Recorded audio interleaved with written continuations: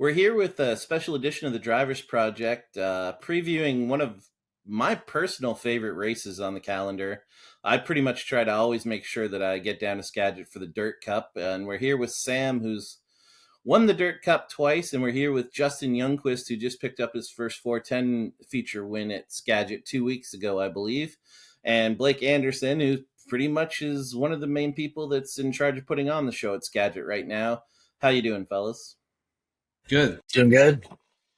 So Blake, they've made a pretty big addition to the purse this year at Dirt Cup. Could you talk to us about the purse?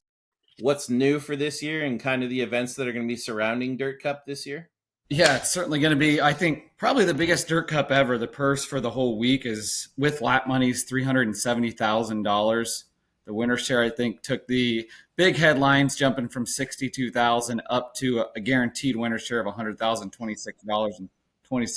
Because 26 small theme here at Skagit, but Yeah. a lot happens that week too between our pre-race party on Wednesday night that kind of kicks things off, and we've got a Skagit Speedway beer with 210 Brewery that we're going to be debuting at that pre-race party that'll be available at Skagit. There's only two places you can get it, at Railroad there in Burlington, and then at Skagit Speedway starting on at Dirt Cup. So that's exciting. Then Wednesday morning we have the golf tournament with NARC for the NARC Benevolent Fund and Race Redeem Foundation. Saturday we have a big pre-race party, fan fest that starts at 2:00. That, geez, we're gonna have a ton of drivers at that one. I'm sure we'll have JY at that one. He's at both of them, I'm sure.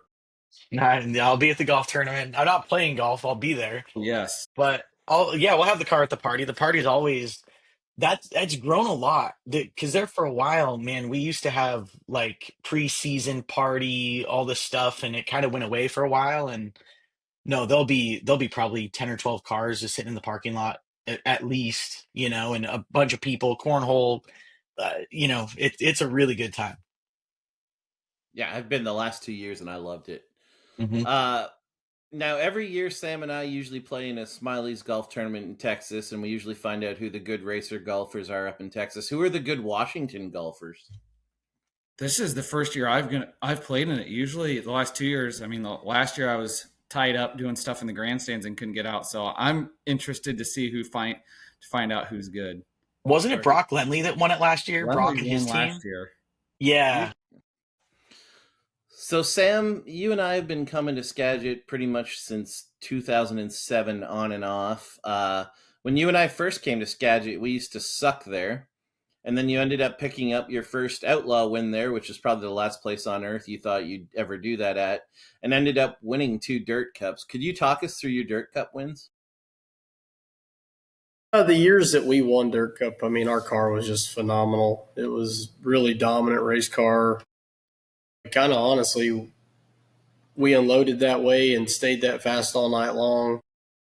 Man, I can't even attribute it to any of the success we had with the Outlaws there in 2011. I just feel like, we were kind of on our program, and I think at the same time, I would like to say that, having some past experience there definitely did help for sure. So in 2015, it was pretty much a showdown between you and Solwald. Can you talk about that race? Or it might have been 16, sorry. Yeah, it'd be 16. Man, I don't honestly. My first 2 wins, I didn't really feel like it was a showdown. I felt like we were just really dominant race car. I felt like we had the best car when I came back in maybe 18. Maybe that's the last year ASCS ran up there. Maybe 18, 19. I can't remember. 19, I think, was the last year. Yeah, I think we had a really good car on the final night. We just didn't really get going the first 2 nights. But no, I just really felt like the first 2 Dirt Cups that we won. I want to say one of the years Crockett started up front. Reitzel started up front with him, I believe. And I think we checked out that year, won by almost like 5 seconds or something. The year before, I think, was a closer race, but I felt like we were still pretty dominant. It's so long ago those races were that it really it really is hard to recall the nights of those races. I just remember, the top was the groove at that time. That was the way the track raced. That's where you had to be. And we just seemed to get around it a lot better than a lot of other guys did. We could even kind of pull off of it and make some runs across the middle. And I didn't think a lot of guys could do that back then. And it's nice to see the track in the last couple of years really shaping up to be, everything that Skagit can be. It's been awesome to see them, recreate, what a good racetrack looks like around that place. Because there's been years where it didn't look that way, and I wish we could race out there. I wish I could get back out there. So cool what they've done with the place, and man, I just kind of jealous of those guys racing for that kind of money, and with everything Rudine's done for that place, it's amazing. So, Justin, you're the local guy that's been dealing with the Sams of the world coming in, and I feel like this is. I said this to Blake. I feel like this is the last, maybe the only working man's race where you can win a professional level amount of money. Like the Skagit locals are good enough that someone could actually go home with $100,000. And as Blake and I were saying before, this is the only 100,000 to win race that isn't a national touring series race. Like this is big money. So as a local guy, what are the difficulties you face in the outsiders coming in? Like I know for me personally, when outsiders come to my home track Weekend, the track is different in preparation just because there's so many cars. What are the things you guys are dealing with as locals? Yeah, I think, besides just having guys that we don't normally race with, you're kind of unfamiliar with their, I mean, of course we know their talent level, right? But you don't race with them week in and week out. So, these guys come in and they have dozens and dozens more races than we do. I mean, we raced what, 4 times this year, locally at Skagit, and that's all that we do. Like the team that I race for, Dimes Racing, that's all we do is Skagit. So these guys are going to come in. We're not doing the fastest 5 days in motorsports, which a lot of the local guys are. We aren't. So just right there, they're going to have more races in 5 days than I'm going to have in the last. Well, I got hurt last July, so in like a year, they're going to have more in a week. So I think that just the seat time is a huge, huge thing that we just don't get a ton of up here. The weather isn't generally good enough to start the season any earlier than what we already do, the end of April.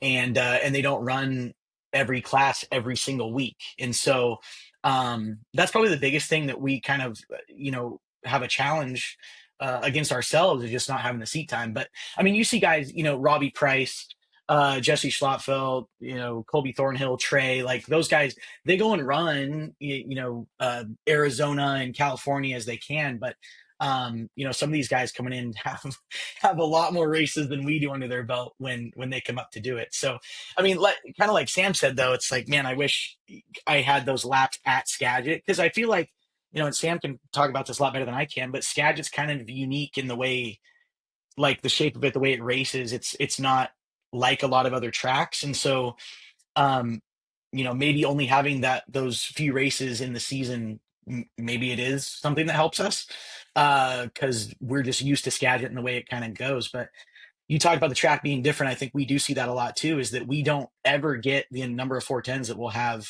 for Dirt Cup. Like we should have 40, 50 cars. A weekly show, we'll have 20, 25. But we're doubling that. So it's the track to do different things that we maybe haven't seen.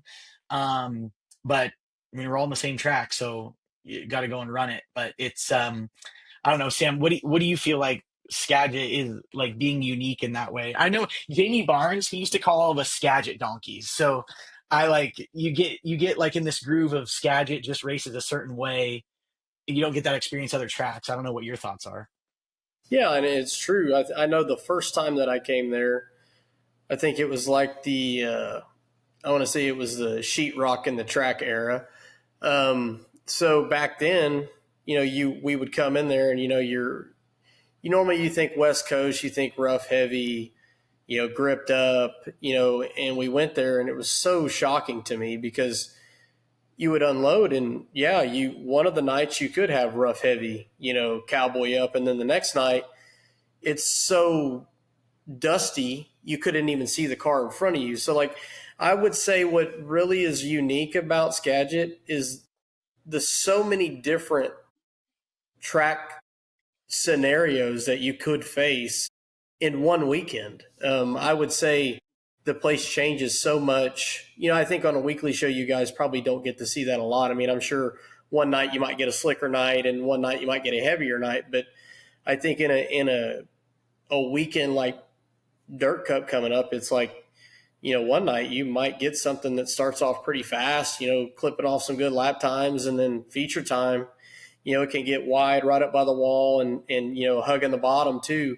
And I think that's probably, going back to what you were saying earlier, is probably kind of what maybe would make it a little harder for some local guys, is because you guys probably don't get to see a lot of that, before Dirt Cup does come. So I think a guy that's maybe raced 10, 15, 20 times by now comes in there, I feel like they're just probably better in tune with their race car. Obviously more laps as a race car driver is always better no matter where you're racing. And I do truly think that is a huge advantage for the outside guys coming in. But the one thing I will always say, for the little bit of racing that the guys in the Northwest get to do, they always have some really, really standout racers that can get the job done. And I've seen, you've seen the likes of Trey Starks travel all across the country and be competitive. You see the likes of Jason Solwold, when he was traveling, be competitive everywhere, win outlaw races. Just incredible to see the amount of talent that's came out of there, and they travel well too. So I always feel like, when the guys would go to a place like that, is the one place that I feel like, other than going to PA or something like that, where the local guys actually do have some type of an advantage. One thing that changed that the 410s haven't seen here is we added a berm last week that's pretty tall. Interesting. Yeah, I don't know if it's quite as aggressive as it used to be, because like I started at Skagit like 2010, 2011, and it was like, I mean, Sam Shields probably remember, it was like a tall, hard, like if you got close to it or even clipped it a little bit, like your front ends collapse, like done. Really? And sure. we haven't had a berm for like, I don't know, 3-4 years. Like we've had guys, I mean, they're yelling at us on the receiver, like, use the racetrack. Like the berm is not the racetrack. But you're trying to kind of plant the car to get that weight transfer on your rear tires. And it's just, that's what you had to do. Like if you're not going to, there's no top, like it wasn't building a cushion or whatever. So you're trying to get to the bottom and you're trying to plant your right rear. And it just like, that's what you had to do. And so watching last week, I was up in the tower announcing, and it was just like, it was very interesting seeing the guys that were used to using it, because it screwed up their race big time. Like didn't wreck them or anything like that, but man, you could not use it like they could a week ago. It was it's interesting to watch now. Yeah. It changed the dynamic of things. So a guy that jumps out to me that would be really good around there would be like Solwald. Did that change a lot for Solwald? So there was a point in the AMA and I was watching him, I'm like, oh my God, like he was up on the berm, 3 and 4 trying to get the drive, because he's really, really good at rolling the bottom. Like if nobody else can do it, he's gonna figure it out. And yeah, he was, I wouldn't say struggle, but it was definitely an adjustment for him. Like wasn't able to quite do what, well, and for anybody for that matter, like Thornhill got really good at using it to his advantage and stuff like that, but they're just not able to now. So a lot of the guys run 360 and stuff, so they'll get another week this weekend to kind of run the track with it, the new way. But yeah, that is new, Blake, for sure. Jason ran 9th as his worst finish of the season, and he's the master on the bottom here. I think he's been on the podium like every week besides pretty much that. Like 6th and 9th, the last 2 360 races. I think the only time he hasn't been on the podium this year. Solwald's a guy that I think Sam and I find interesting. Like whenever I come to Dirt Cup, I have like local people telling me, "Oh, Solwald's washed up, Solwald's done," and Sam and I are like, every He time we just, race him, he's a badass. I don't. yeah, Yeah, I've never been there where he's not a guy challenging to be, up front on one of those nights. I've never been there and seen it not happen. I mean, he always seems to be in the mix.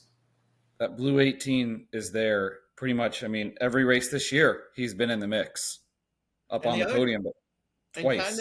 kind of switching gears a little, but another thing I've always noticed from traveling to Skagit is you guys are kind of on an island. Like there's not really sprint car race, but at the same time, you have a very knowledgeable area in terms of crew. There's a lot of people that crew in the pits on a weekly night at Skagit that have like World of Outlaw experiences, crew members or crew chiefs, and you have Triple X, of course, based out there. Like there's for the pocket it is, the crews are very in tune with the cars, and I feel like that really helps them just in terms of defending themselves against the locals and just having their cars good. Would you say that's fair to say, Blake?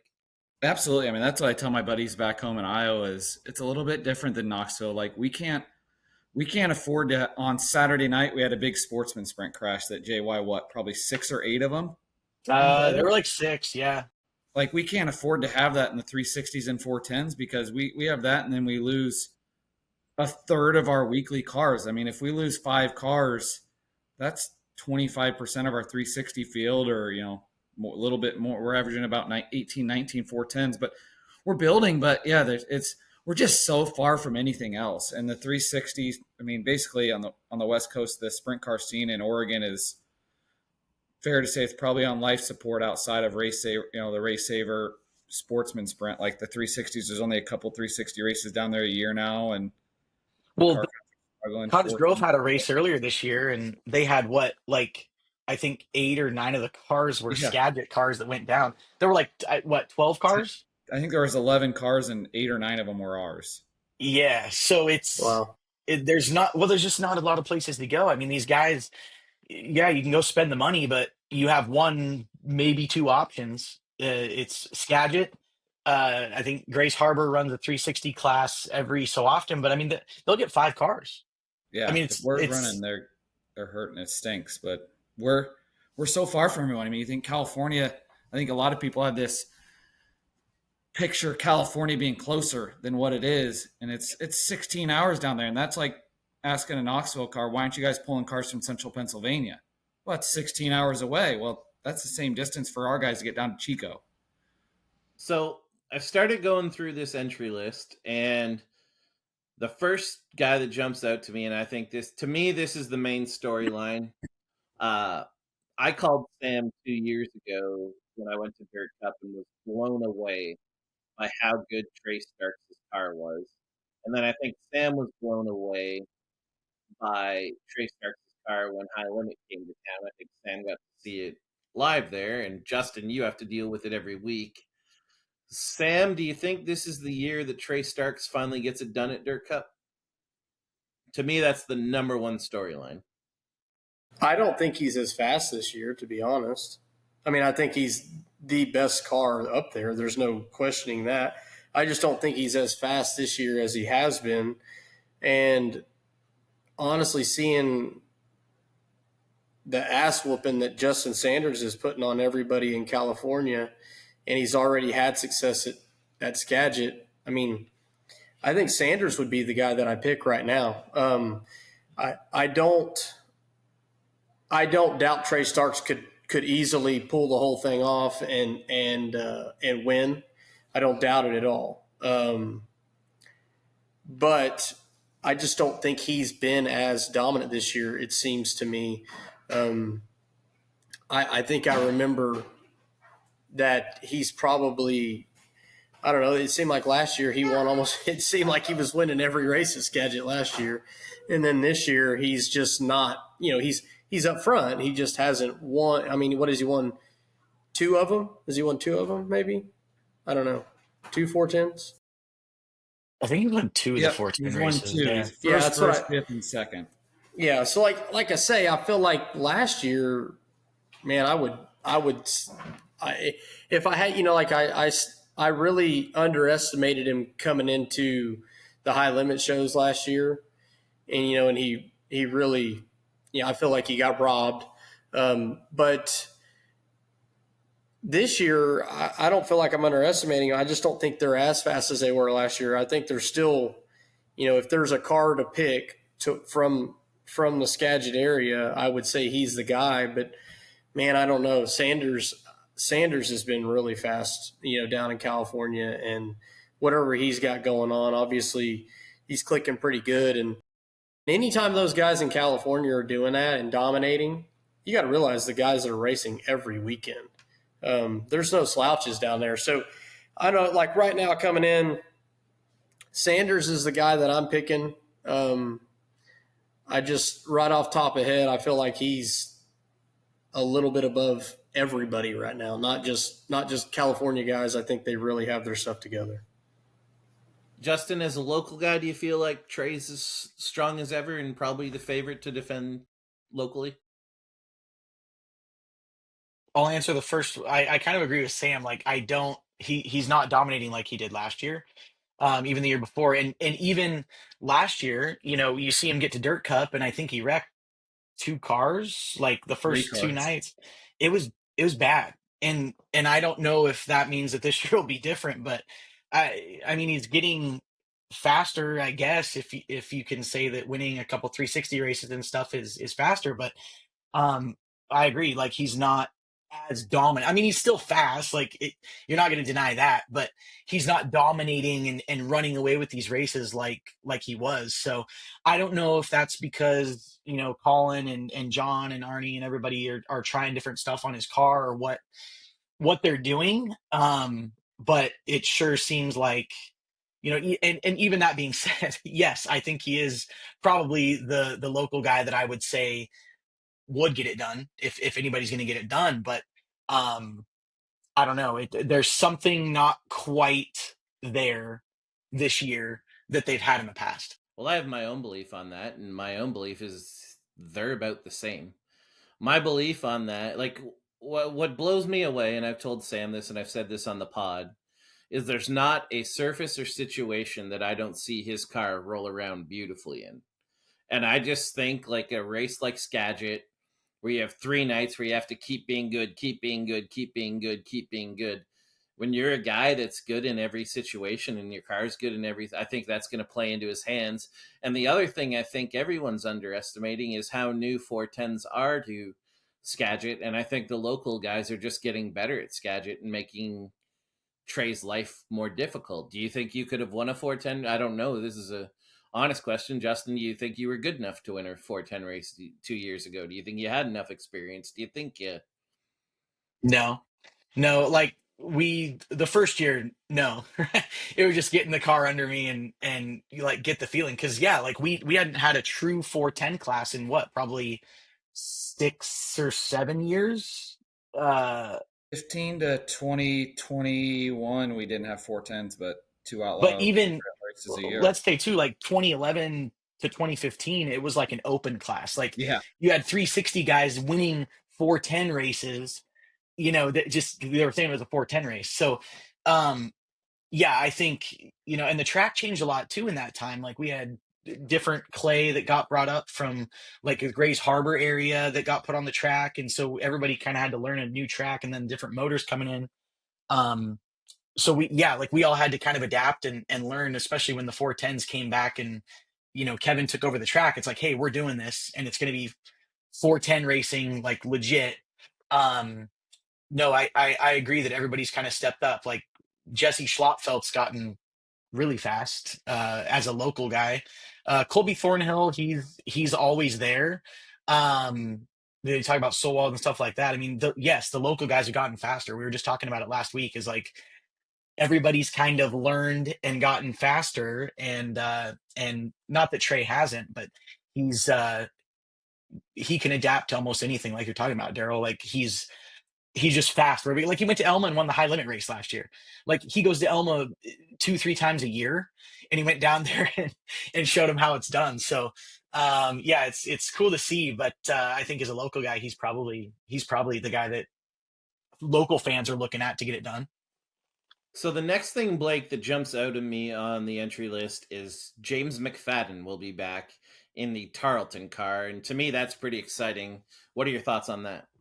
I mean, just watching the way James got around here last year at Skagit Nationals, you figure, Rico ended up winning it, but James was pretty dang dominant and really was in the mix on Saturday night, led laps on Saturday night. Now you put him in the Tarleton car, a car that we've seen be very fast this year with Tanner Holmes, who continues to get better in a 410, and Drew Warner's kind of honing his craft as a crew chief. And I'm very interested to see, as this kind of kicks off their summer schedule, can James get in the mix? That's going to be the thing, is can they get together and gel right away? I guess, I mean, Sam and JY, you guys can speak on that from the driver's side. Daryl, you can speak on it from the crew chief on what it's like to get with a driver and work with them and figure out, especially going into a big race. Does that ramp the pressure up a little bit?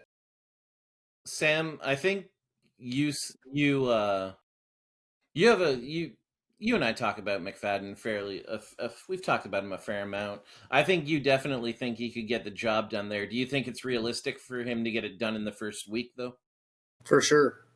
That car's been too fast, and he has way more experience than, he's got way more experience, more accolades than the guys that have been driving that car. And that car's been fast for over a year now. You go back to Cole Macedo was in it. He was honestly probably faster in that car than anything else he was in. More consistent, I thought. And then, Tanner Holmes, last year, nobody said, man, Tanner Holmes isn't good. But then this year, they're like, man, Tanner Holmes, he's coming to play. And I think the car, honestly, is that good. I think Drew Warner is probably starting to get it together. He's clicking. And I feel like you bring a guy like James McFadden over here. He is one guy that you never have to wonder if he's leaving anything on the table. And a guy like that at a place like Skagit, that's hard to beat. So I do feel like, Sanders is going to be in something he knows when he gets here or gets to Skagit. But I also think a guy like McFadden, he looks unbeatable on a lot of nights when he's run with the Outlaws and High Limit. And there's not a lot of guys going to be in that field of cars that looks like that as many times as he does in a year. I mean, I guess you look what he did in Australia. He gets they start a brand new team, brand new car, everything, and he just kicked their asses in Australia this winter or summer for them. It's the winter. Let's be real. Yeah. Justin, you had to deal with McFadden in September. I mean, what's it like trying to beat that guy? I got to watch my car try to deal with it.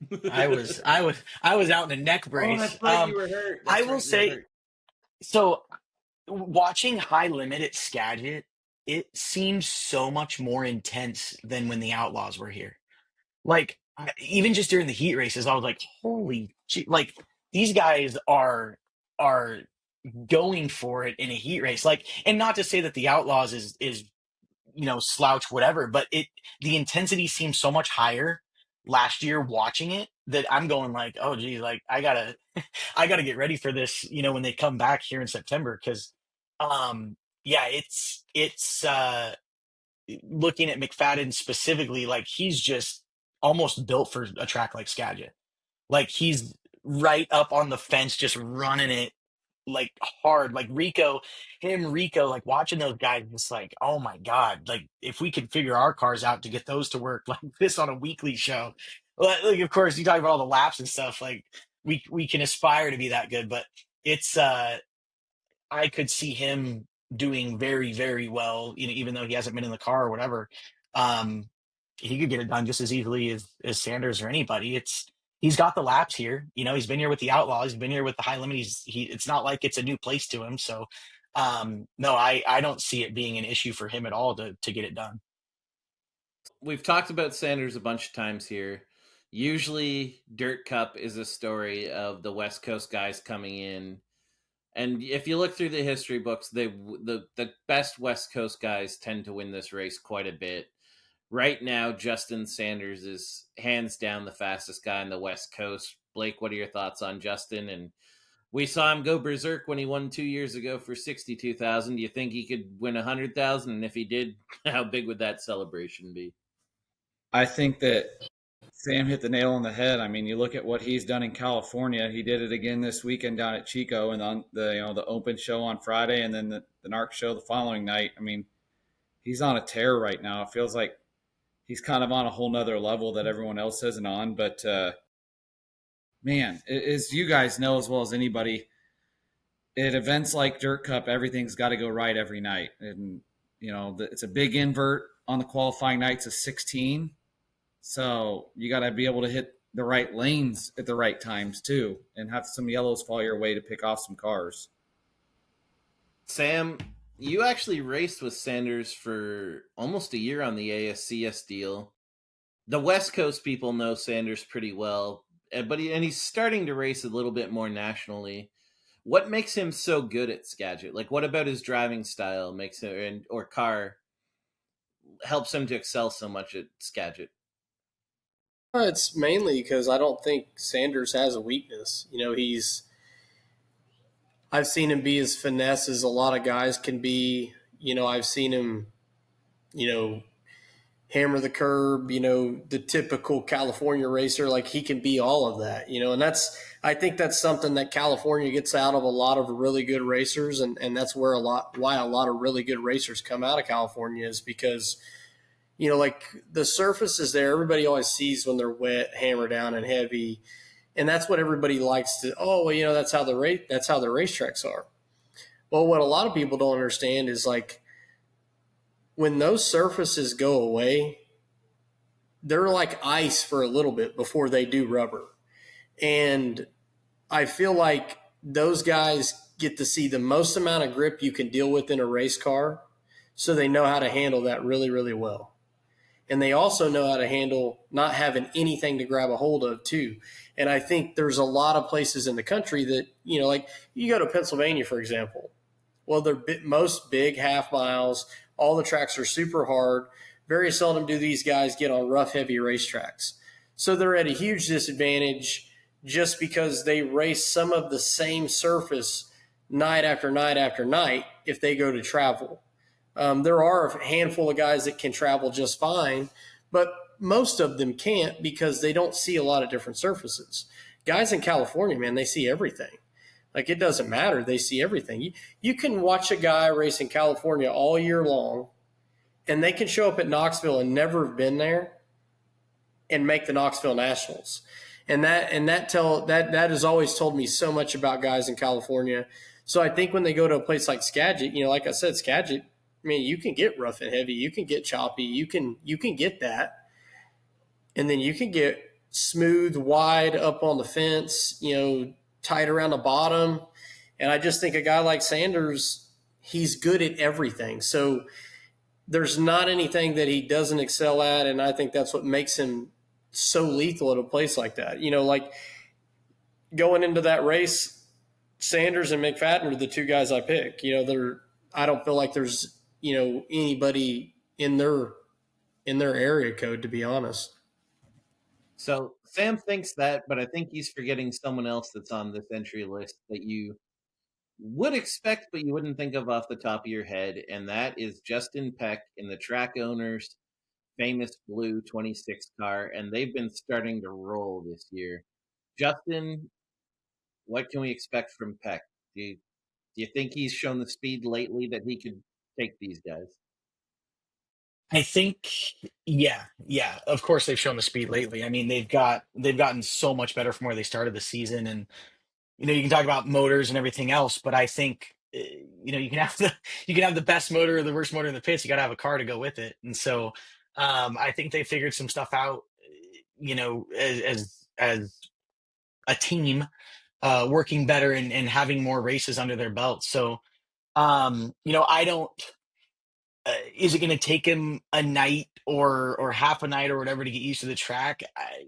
Maybe. I kind of doubt it. I expect them to have. I mean, the Rudine guys have been here with Zeb. They've been here with Corey. They've been here with the guys that they've had in the car. They know what it takes to win. Zeb won a night last year, at Skagit, so they have what it takes. you could say they have a guy that's heavier on the gas this year, with Peck in the car. Um, I don't think that will hurt them at all coming into Dirt Cup. I could see him. I don't know if we want to say and throw him, as a winner, but I could see him easily on the podium. Because you've got these guys like Justin Sanders and like McFadden and stuff, and I'll even throw Tanner Holmes in there that have gotten really good at Skagit in the last few years that just have more laps than what Justin does. So not to say that the right scenario plays out and he can get it done for sure. Anything can happen, but um, they'll be fast. They will absolutely be fast. We're going to find out. Blake, you deal with John Hager obviously a lot, who's one of Kevin's right hand man. I'm assuming you deal with Kevin a lot. This team hasn't won the race since '04. I want to say Zeb's actually won prelims in back-to-back years and has he been second 2 straight years? How much is Kevin chomping at the bit to win his own race? I think geez, they've been close the last couple of years. They've knocked on the door every time the 26 has come in here for Dirt Cup. They've been in the mix the past couple of years with Corey and now with Zeb. And then you look 2 years ago. If it's the famous saying, if they had one more lap, they'd have been in the mix. The year was it 2 years ago? I think Zeb was right there. Mm-hmm. To the point where they thought they won. They didn't realize the race was over. They thought they won. So Justin's been super fast the past couple of weeks, though. I feel like they're starting to hit on things and find their stride. And now, as we all know, it's the good time to be fast. You're rolling into the time of year when there is some really, really high-paying races kind of kicking off this week with High Limit into Dirt Cup. And moving forward, I feel like every 2 weeks now we get a big high-paying race. Sam, I would say he's a gasser, much like Justin said, but he's not really a guy that crashes a lot. How much do you think this 16-car invert on the 2 prelim nights plays into Peck's hands? Just like his experience level racing with High Limit all year and track times, they are, you always say the cream rises to the top. It doesn't matter where you start that guy out. He's going to be in the hunt. There's no doubt. Even if they don't have as good of a race car as they've had lately, he's still going to get it up there. That's what guys like him do. That's why a guy like him has stayed relevant in the game for the amount of years he has, because he's showed time and time again he can get the job done. This is not a question I had planned, but I've always found your time in the Rudine car was a pretty interesting time. I found the team very interesting. I found Kevin very interesting. Could you talk about what it's like to race for Kevin at a race like this? We talked before, you were on the pole for Kevin in 2012 when it got rained out. Can you talk about what Kevin's like as an owner? Because I don't think it's like people would think. Yeah, I would say probably in today's time, it's quite a bit different than what, when I drove for him. He wasn't, out on a national touring deal at the time. They had a race team and they didn't want to race a bunch. They wanted to race some, but when they did go race, they wanted to be competitive. And I think now maybe, his mindset is a little different, but, I've talked to him in the last handful of years just about, dating back to Corey Eliason and his mindset and the way he approaches the guys and the team. It's very unique to find an owner. I won't ever say I would say as laxed as him, because, to go out and compete at that level, you have to spend millions and millions and millions of dollars. Let's face it, and a lot of these owners do. But a lot of these owners really get pissed and they get really dissatisfied very easily. The way they approach things probably isn't the proper way to approach it sometimes, but I could see why. You're spending millions of dollars. You want results. And Kevin doesn't do that. Like I've never like even in the time I raced for him, yeah, I won't lie, we had some bad nights, and it was never a bad phone call where you left and thought, man, that was tough. Like I feel like Kevin is a really supportive guy. I feel like he's very understanding, and for somebody that puts the amount of time and money into something like this, um, the approach he has is very admirable to me.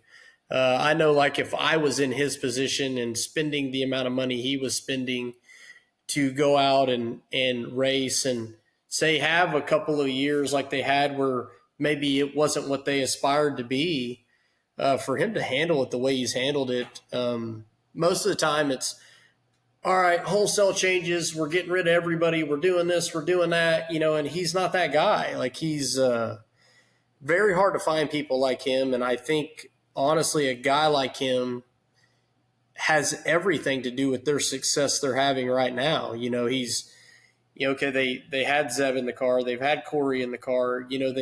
They've tried to make things happen, and maybe not everything was clicking for everybody, but he found, okay, well, I don't want to change this part. I want to change this part, or I want to do this. I want to do that.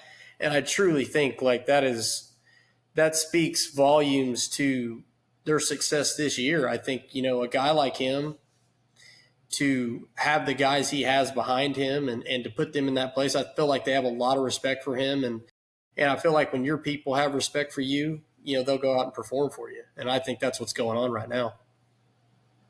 Blake, we've gone through the major people that I feel like really are the favorites to win this race. You've also implied to me that there could be a few surprise additions. I don't know if you want to drop names, but there are some people that may show up that aren't on this list that maybe could be national racers. Is that fair to say? I don't know.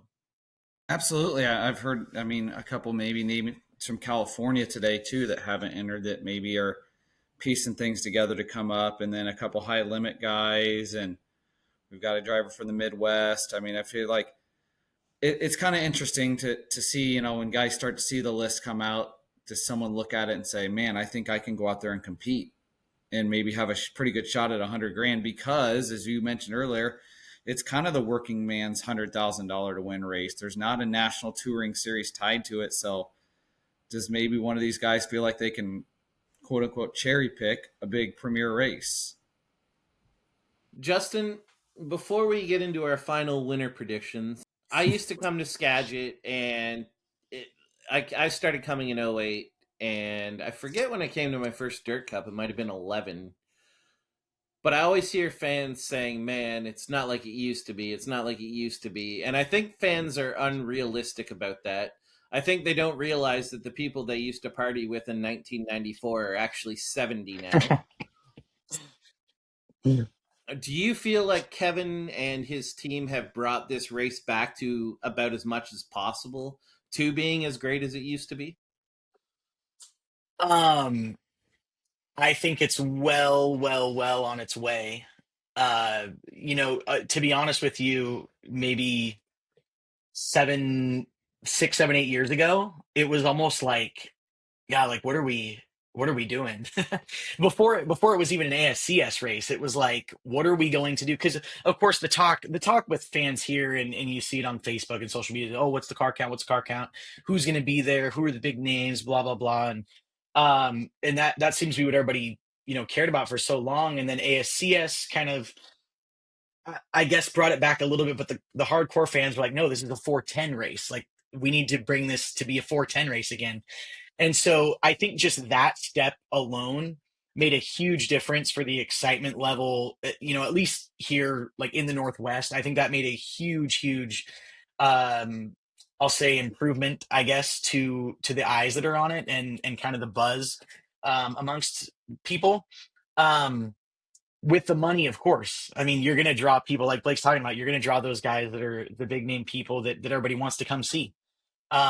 So even outside of the racetrack, I think all the marketing and the extra events with the golf tournaments and the the pre parties and all the stuff like that, like just making it more than a race, but making it an event is what they've been trying to do for.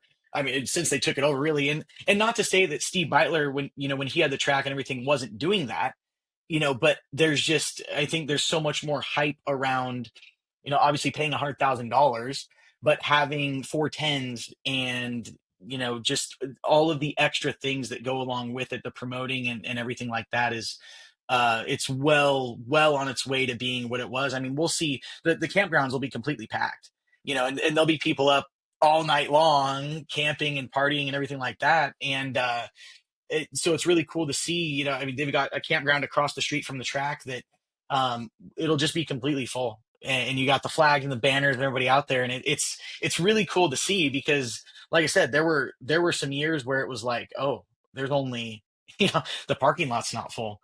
And this is the marquee event for Skagit Speedway. Like this is, 53 years, of Skagit Speedway's history. There's been Dirt Cup. And so, I think it's important to bring that level of excitement back, and what they're doing is doing a really good job at it, is paying the money, and it's attracting the right people, as far as drivers go, to make it a show.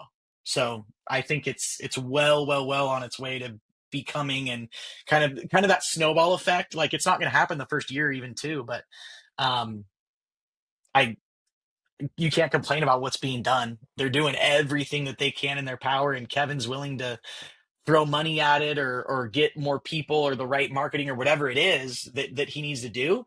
He's willing to do it. I mean, he's a super successful business guy for a reason. He knows what he's doing. And so, him and John Hager and Blake and everybody, I know you get to work with them every day, but they never ever stop thinking, like 5 steps ahead. Like, what are we going to do next? Like, what's the next step? It's cool to just like sit and hang out with them, just to hear their like perspective on stuff, because it's so much further above what all of us, I'll say keyboard jockeys on social media, think is a good idea. It's like, dude, they're 10 steps ahead of that. Like that's been decided. So, no, it's really exciting to see what they've done to grow it and make it more of an event. Yeah, I actually wanted to get John Hager on here, but he said there was no way Oh, he was getting in front good of the luck. camera. Play the Good lottery. luck. Better odds winning. Yeah. So now we'll get down to the nitty gritty of this. Sam, you've kind of already said who you think's going to win, so it's time to make our predictions. Sam, you're clearly picking Justin Sanders. State the case for Justin, although it's fairly straightforward. Just they're clicking right now, and he's got a pretty good notebook from winning it before. So I don't think, and he's a really smart guy. Whether